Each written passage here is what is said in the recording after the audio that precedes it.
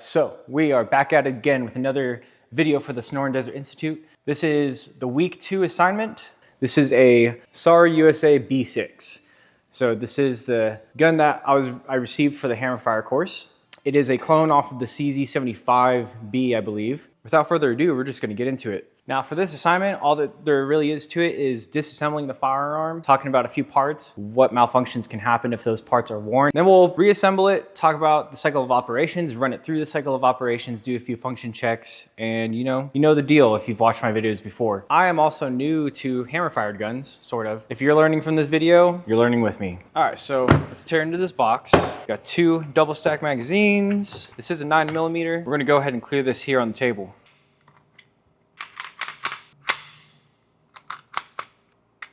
All right.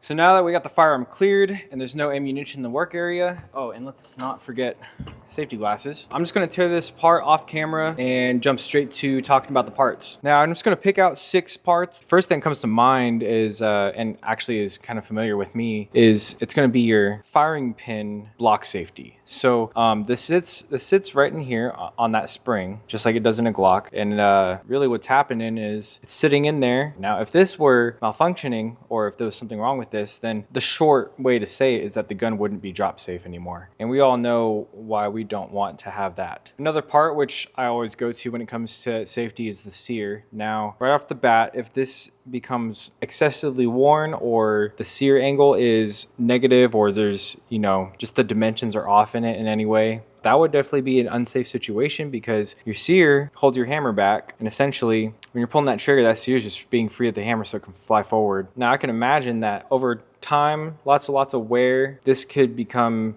an unsafe sear angle as far as dimensions go, and that can cause the hammer to fall prematurely. But at the end of the day, your sear is what's keeping that hammer from hitting that firing pin. Now, next I'm going to talk about 2 parts at the same time. According to the parts diagram that I'm referencing, this whole assembly is your ejector, but I like to think of it like your sear housing, sort of, because it houses your sear. This is going to be your rear housing, which sits in the back of the gun here, which holds what I call the sear housing and the sear. Now, if these become out of tolerance, let's start with this one. That could potentially lead to issues with ejection, because obviously this is what's called a fixed ejector. It goes without saying that if any of these are out of tolerance, either one of these really, your ejector could be either missing the case rim or hitting it incorrectly, causing stovepiping or other issues.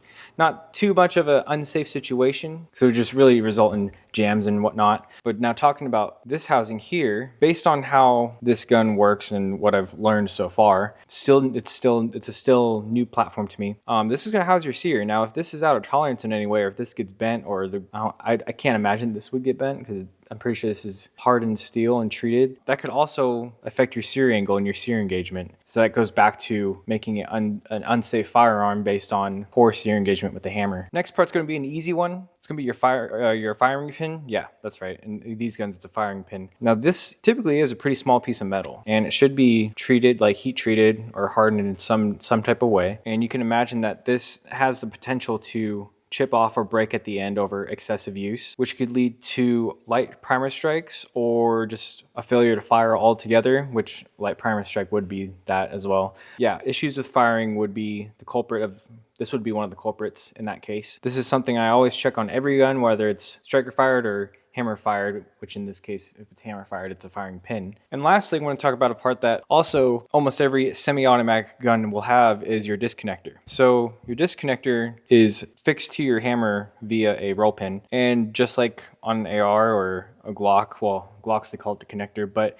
it's really what resets your trigger. So if you have a firearm, or if a customer comes to you with a firearm and they're saying that their gun's pretty much a single shot only, that's probably where I'd go to look first, is checking on this part. Now, I wouldn't say it's an unsafe situation necessarily. I guess maybe if it's intermittent, it could be kind of unsafe, because if they're expecting it to not reset, but it actually did, that could lead to a negligent discharge if they're not anticipating the trigger pull. But yeah, that's 6 parts right there. So next up, we're gonna reassemble this and run through some function checks, make sure it's working right while we talk about the cycle of operations. All right, so before we begin, we're gonna clear the firearm once again.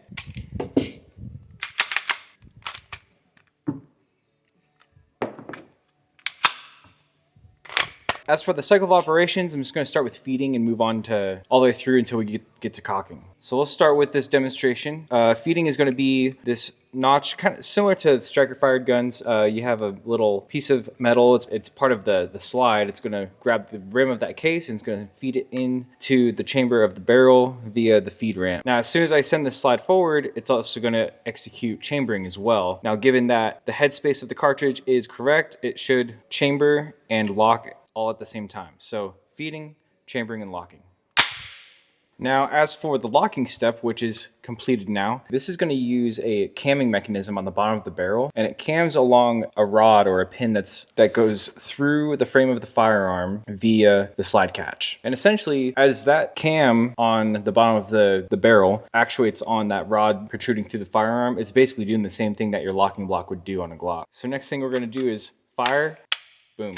So when firing, as the trigger is pulled, the trigger bar goes back, actuates the sear, which releases the hammer. The hammer has those notches that I mentioned earlier in the video. It's going to send the hammer forward, and it's going to contact this firing pin here, which in turn goes through and hits the primer of the cartridge. Moving on to unlocking. So as the projectile is leaving the muzzle of the gun, the chamber pressures are going to drop enough to where the case walls aren't pressing against the chamber as hard. Now, this is a delayed blowback system. So as it begins to slide back, it unlocks. So the slide's going to come back a little bit before unlocking, and then it's finally going to unlock via the same cam mechanism that I mentioned. It's going to cam on that notch on the barrel and then force the barrel downward, letting it release from the slide. So from here, we can go straight into extraction. So now we're performing the extraction step right here. Now this is done by your extractor here. There's a spring right here pushing this arm up, in turn pivoting on a pin here, and then holding onto the case rim there. It pivots along this pin right at the top of the slide here. And then ejection, this is a fixed ejector system. The slide pulls the case out of the chamber and flies backwards. The opposing side of the case rim, which is over here, is going to hit that ejector and it's going to kick it out.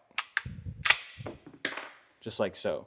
Now, as the slide continued to fly back this way, it pushes the hammer back. And that's going to be your cocking step, which is the last step. For contrast, in a striker fired gun, you have a striker and it's got a lug on the bottom that engages the sear as the slide comes back, because the striker is inside the sear, or the striker is inside the slide. But in this case, the part that's being cocked is actually the hammer, which is on the frame side. Now, as the slide flies forward, now we're in full cock. So the first thing we want to do is check that the safety's working, nothing's happening, and then drop the safety, boom. All right, so next thing we're gonna do is we're gonna chamber around and do the same thing. But so it's not cocked now, we're gonna make sure it cocks.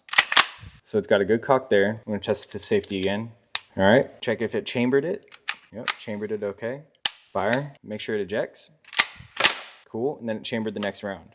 Now I'm gonna do the same thing, but I'm gonna hold the trigger down. We're gonna make sure the disconnect is working.